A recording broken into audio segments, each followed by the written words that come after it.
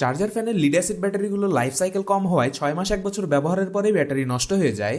সেক্ষেত্রে sustainable solution হলো lithium iron phosphate battery.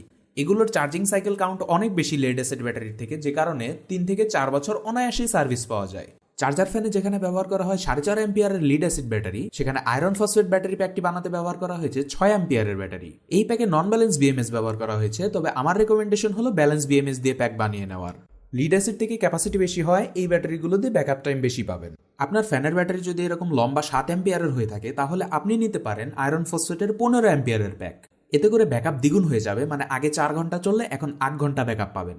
এটা লাগালে ফুল চার্জ হতে অবশ্যই সময় অনেক বেশি নেবে এবং আলাদা চার্জার ব্যবহার করা রেকমেন্ড। যেহেতু ভালো ব্যাটারি, তাই লিড অ্যাসিডের থেকে দাম একটু বেশি পড়বে। আপনারা এই নাম্বারে হোয়াটসঅ্যাপে মেসেজ করে প্রোডাক্ট সম্পর্কে ডিটেলস, প্রোডাক্টের লিঙ্ক এবং অর্ডার প্লেসমেন্ট সম্পর্কিত সমস্যার সমাধান পাবেন। আর প্রোডাক্টের সমস্যা, অর্ডারের আপডেট অথবা কুরিয়ার সংক্রান্ত সমস্যার জন্য এই নাম্বারে নির্দিষ্ট সময়ে কল দিয়ে কথা বলতে হবে।